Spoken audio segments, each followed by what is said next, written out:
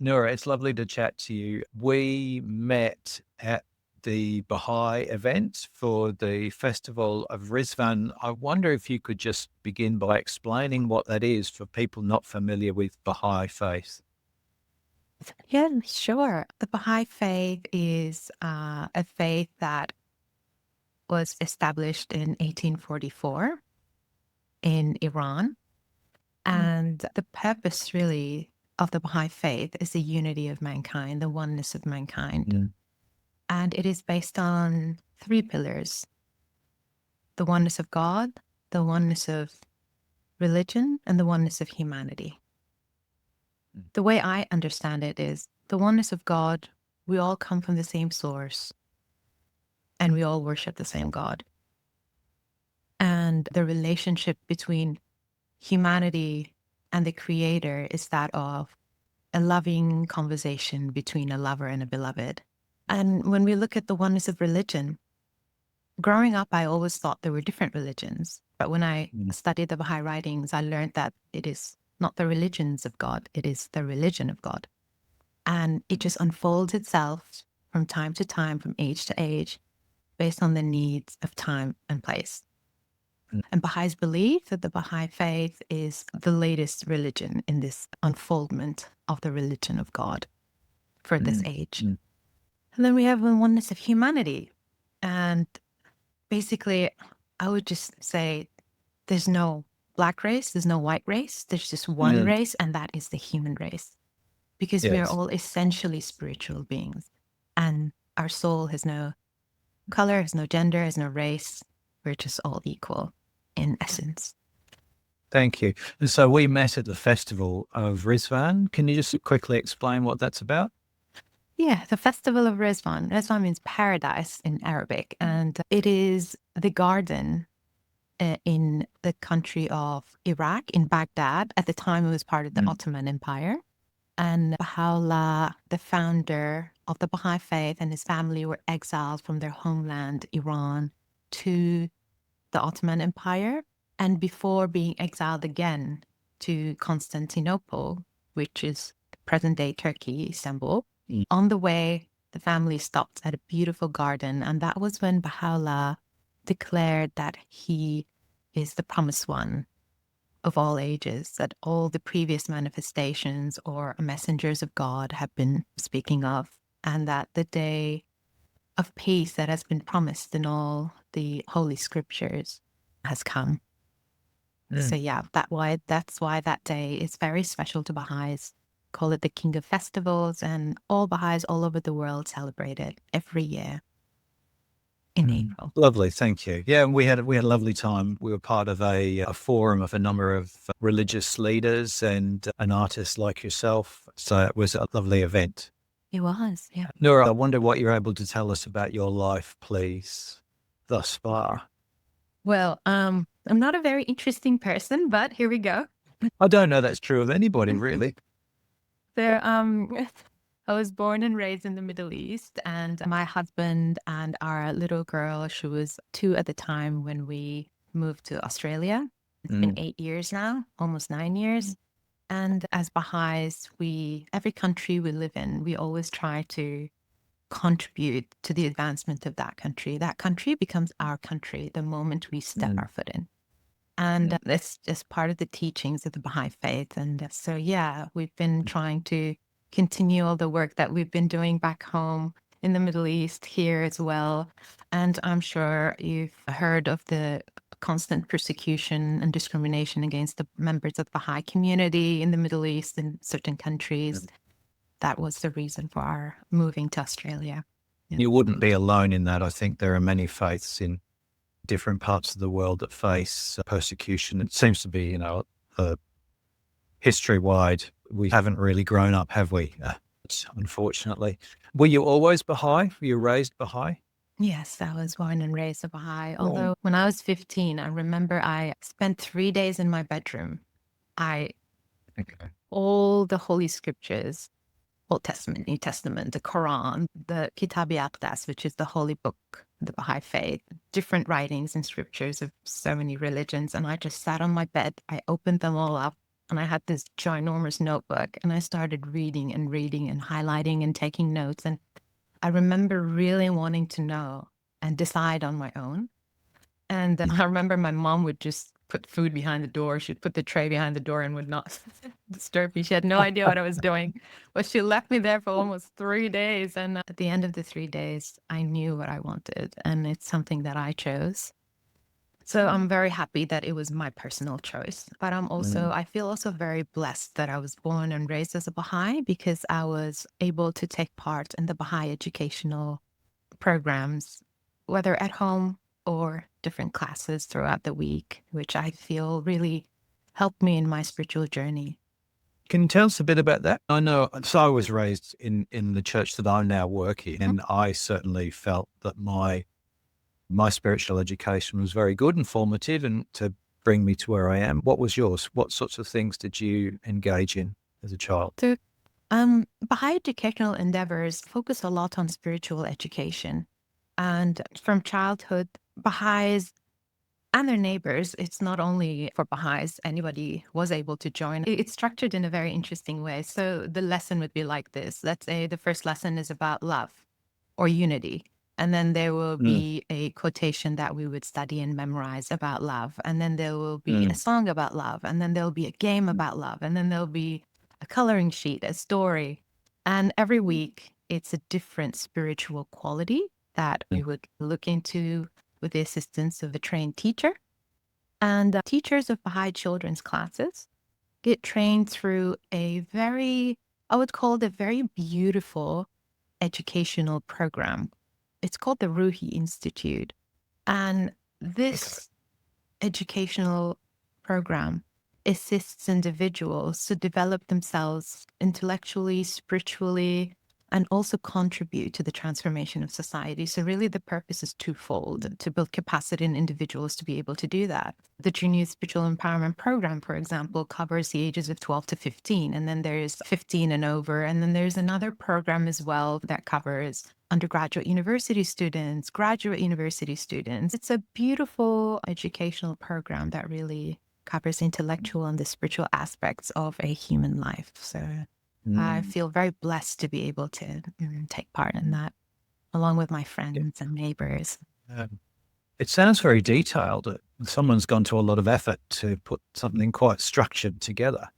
Oh, yeah, it is a fruit of decades and decades of a process of action, reflection, and consultation. Different communities around the world would put that into practice and then share their knowledge together and then disseminate the knowledge again to each other. And that's how the process started to unfold. So that's why I always call it a beautiful educational program, because the grassroots had a lot of input into it. One of the other things that strikes me about your story, it's rather beautiful that you, as a 15-year-old, had that freedom to sit in your bedroom for 3 days, explore a variety of scriptures and make up your own mind about your faith. That's an inherent part of the Baha'i faith, that freedom to think for yourself. Oh, yes. Investigation of truth is one of the core principles of the Baha'i faith. Independent investigation of truth. And actually, I personally believe that we are constantly in a process of independent investigation of truth and reality every minute of our lives. Just because I call myself a Baha'i, it doesn't mean that I'm a perfect embodiment of the Baha'i teachings. It only means that I have started and I'm planning on continuing a particular path that I have chosen. And I'm learning more and more every day through putting the teachings of Baha'u'llah into practice in my personal life and in the life of society. Yeah, it's lovely. It's the foundation of the scientific endeavor too, isn't it? It is. Yeah. It's another reason why I call it a beautiful educational program. The word beautiful for me just covers all this. Yeah, that's lovely. Now, you're an activist as well. So what is your activism about? Is it around the Baha'i faith? And you've mentioned the persecution of Baha'is. Is that the area you're working in? Yeah, as Baha'is, one of the core principles is having the spirit of altruism, the spirit of selfless service. It is always something that every single Baha'i strives to take part in, participate, to contribute to society, depending on the society that we live in, depending on the needs of that time, of that place. So it looked a little bit different in the Middle East. It looks a bit different in Australia. I've traveled to different parts of the world as well. And it looked different in every country, depending on the needs of the population. But the core of it is always trying to impart spiritual education to people. Okay. Would you mind sharing with us some of the work that you've done in that field? One of the best times of my life was acting as an animator. An animator is a youth who will guide a group of young children ages 12 to 15. We're called junior youth, not youth yet, not children anymore, somewhere there in between, thinking about philosophical matters, thinking about life. Everyone in society, unfortunately, sees them as rebellious, but the Baha'i teachings teach us that they are full of potential. And if it's tapped, they will be able to move the world, really. Youth can move the world. That's a program that I was engaged in for like 20 years of my life, I think. I would say it was my life. I loved it so much, and just making so many friends and being able to team up with some other animators who would try to animate those younger youth to think about their own development and the development of their families and the society that they live in. It's just, yeah, it's just something else. What age were you when you were doing that? I presume you're young adult. I was 16 when I started. Yeah. Okay. Yeah. That's fabulous. It's almost like a mentor relationship. Is that the kind of thing that's going on there? Yeah, we could say that. Yeah. Well, that's lovely. And now tell me about your art. My art. Well, I studied visual communication arts and design at Virginia Commonwealth University School of the Arts. And when I graduated, fortunately or unfortunately, I discovered that I have a condition called retinitis pigmentosa. It's a degenerative eye condition. And life has not been the same ever since. Of course. But especially as a visual artist, it's been very interesting. And I had to start doing things differently. Currently, I paint and I do abstract art. And I really love where I'm at this stage, because I feel that I am focusing now on the unseen rather than painting what is around me. So I paint thoughts, ideas, relationships, emotions, feelings, sometimes even events in society, but in a very abstract manner. And participated in some art exhibitions and at guide dogs in Australia. And it's been amazing to see people's response and what they think and how my purpose in doing these paintings is to create conversations in society about certain topics. Very heartwarming to see how people respond to this form of art. You would have gone through something of a grief process, I imagine, learning that you were losing your sight. Yes, of course. I think it's a continuous grief process, and it has its own stages. I don't always agree with all the stages of grief that they talk about. I guess every person's different. Sure. It is different, yes. Yeah, it's been quite a journey. A lot of learning, a lot of difficulties and challenges, but having a very supportive husband and a lovely 10-year-old daughter and an amazing community around me, not just the Baha'i community, but just the school community, my daughter's school. We have a group of moms always there for each other. And it really keeps me going. Art and family and friends, really. Yeah. Can I ask whether that process, or how has that process related to your spirituality? Very good question. I can give you an example of that. During a certain period of time where persecution of the Baha'is in the Middle East intensified, and my father was imprisoned twice. And it was a very difficult time for me, being far away in Australia, not being able to travel there, and they couldn't come here. And so I started to paint. I felt that this was the way for me to deal with it. I started to paint, and I remember someone looked at one of my paintings. I called it Self. I started this series of black and white. And the series is called Self, and the first painting was called Self. And this individual looked at it and said, "Man, this is dark." And I thought, that's not what I want. That's not what I want my paintings to say to people.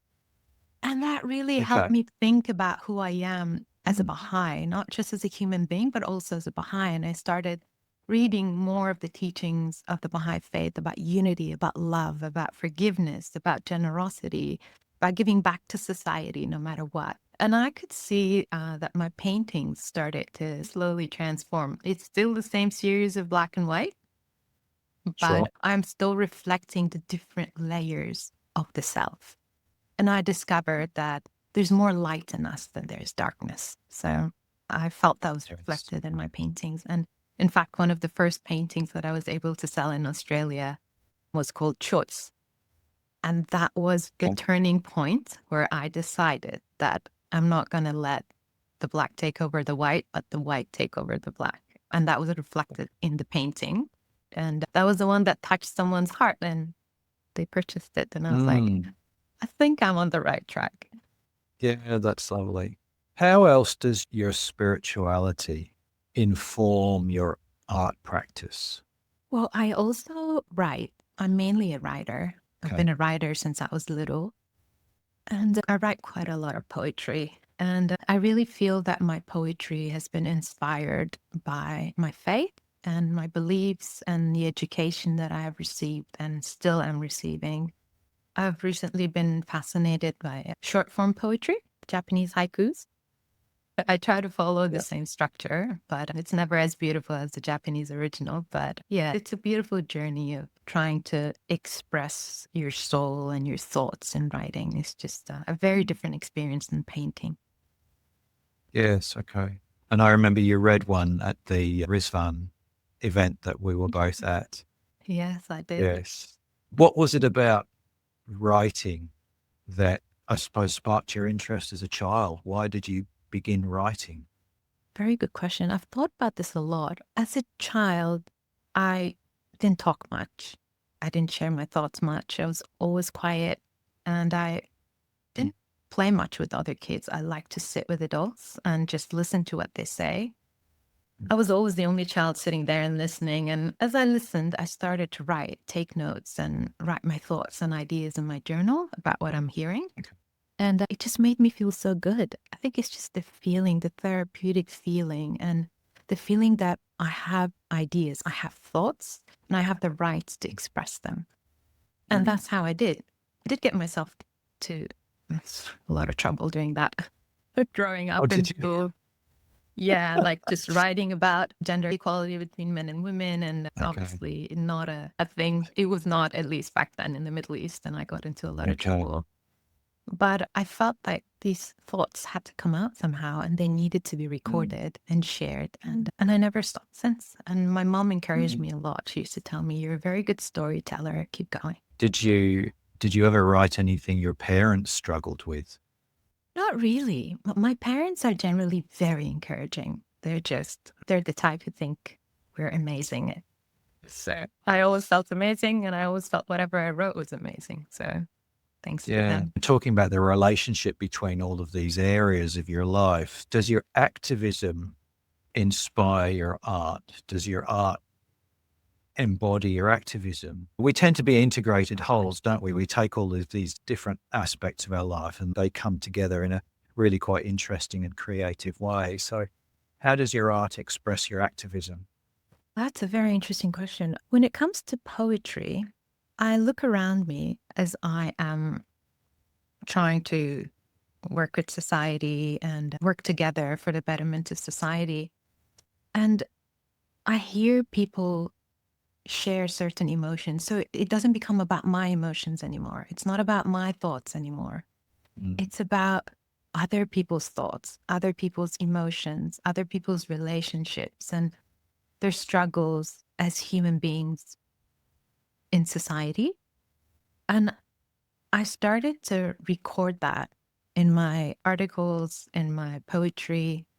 It's like it has a life of its own now. It's not me anymore. It's embodying everybody else that I am sharing this relationship of service with. And I think that gave a lot of energy and light to my work. Yeah, so you're really in tune, I suppose, with those around you, like a radio picking up frequencies and embodying those in some way, in some art form. Yeah, I try my best. Some of the poems that I write are They make me cry every time I read them. There was this event that was happening for an entire year. It was an arts campaign called Our Story is One. And it was about Baha'i women in Iran who were executed 40 years ago. And that their story is not over. And it's still ongoing in Iran. And the youngest was a girl called Mona. She was 16. And she asked to be the last one to be hanged because she wanted to pray for the rest of the women to be strong and not recant their faith. None of them did. And they were all executed. The story is pretty, it just makes me cry every time. And when I wanted to write a poem for that campaign, I decided to write it from the perspective of the noose, the rope that hanged Mona. And just talking about it makes me emotional again. So yeah, that was one of the most intense moments writing that poem, that noose, begging and crying that why did it have to be me to do it?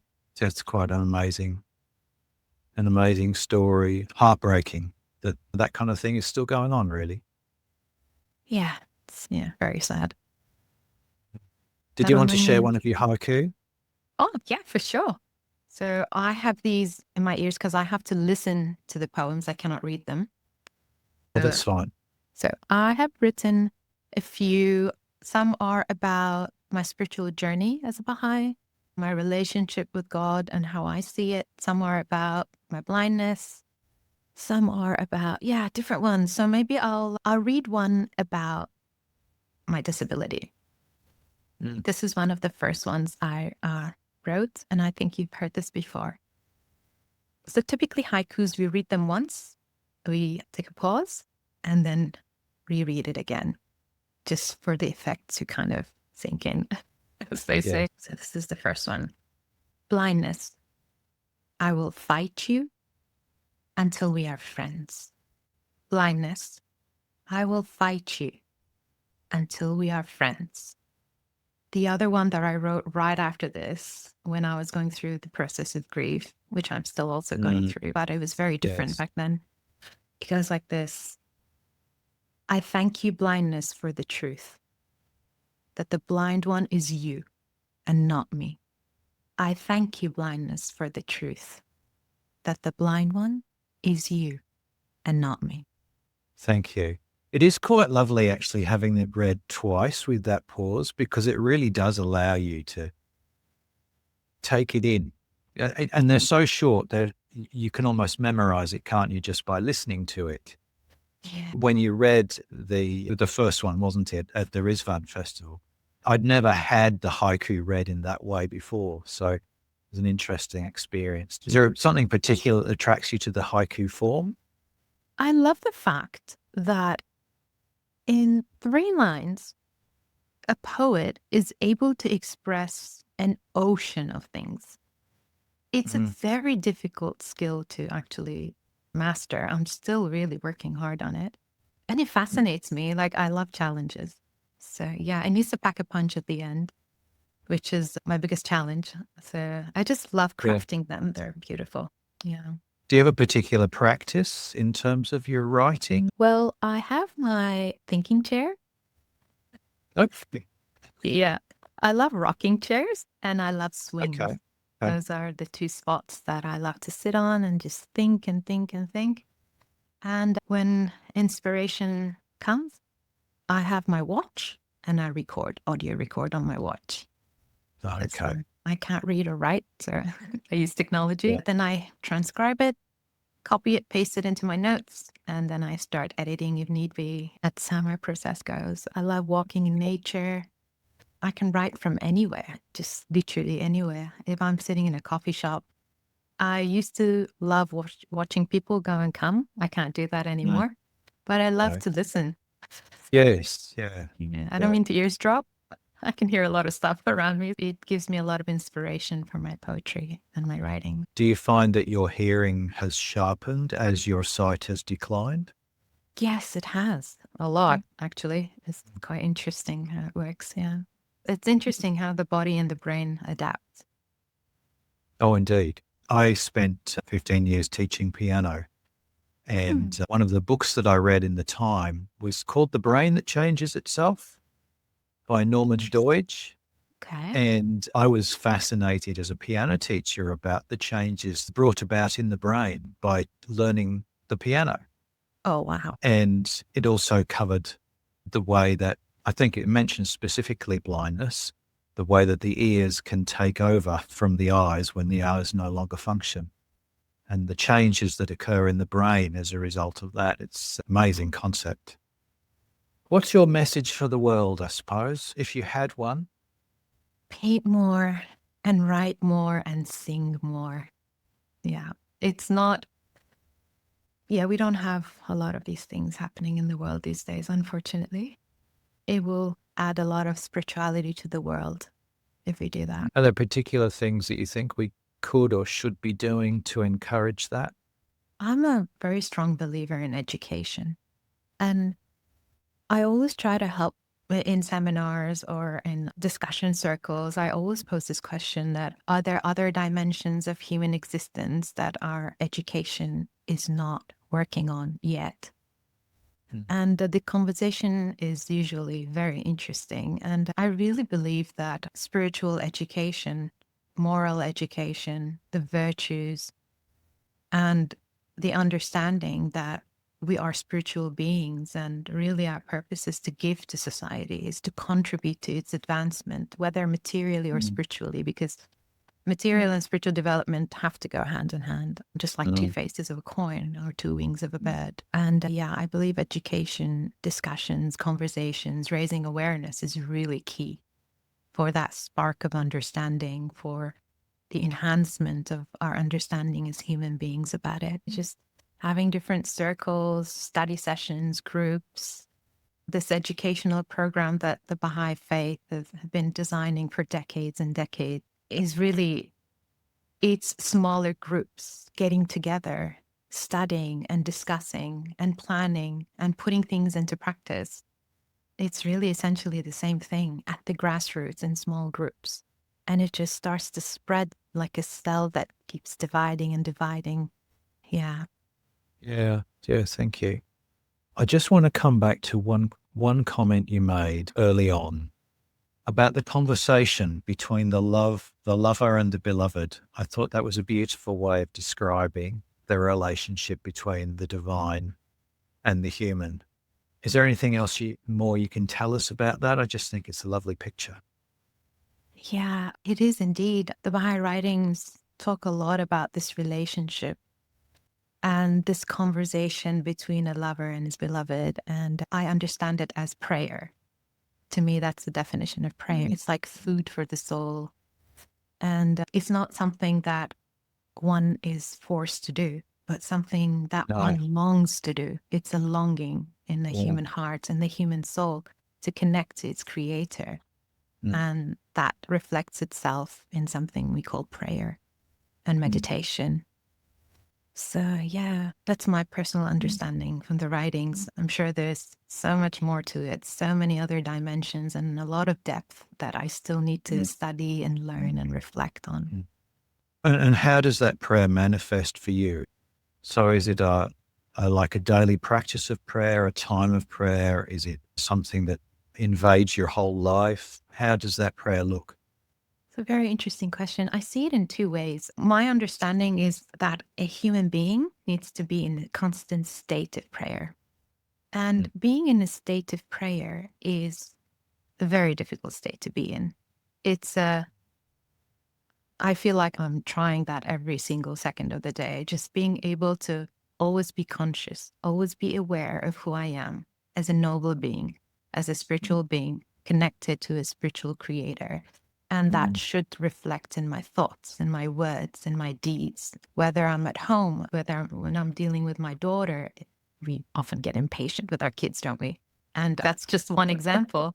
And just constantly having to remind myself of that connection and how I should really reflect in my words and deeds, these things. And when I'm in society, when I'm with my friends, when I'm how it reflects in my relationships and in my dealings with others and interactions in my business, in my work, in my studies, in everything in life.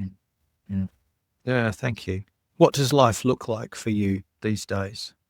More writing and more painting. Yeah, it's interesting because the Middle East is going through a lot of turmoil. My husband and I both have our families there, and it's been very difficult not being able to see them. And that really inspires me to paint more and write more.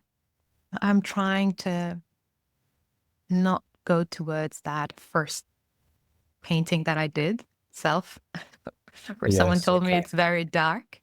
I really Yeah. try to avoid that because I feel the arts are a very powerful form of reflecting our soul and creating social transformation. And transformation can only happen with light. It cannot happen with darkness. Arts are very highly regarded in the Baha'i faith. It is elevated to the level of worship. Painting and writing for me is sacred. It's as sacred as prayer. So that's what I will keep doing. And I will try to share my thoughts, my feelings, and my understanding about the world and what's happening and how to be able to create more bonds of friendship and unity among people. Because it's very strange that war happens in the Northern Hemisphere and I'm living in the Southern Hemisphere. And I see its effects here because of the media, because Yes. of the news, Yes. propaganda, sensationalism, and people taking sides. And that creates a lot of disunity. And just being able to create unity using my work, my paintings and my poetry, just makes me very happy. Yeah, thank you. Thank you.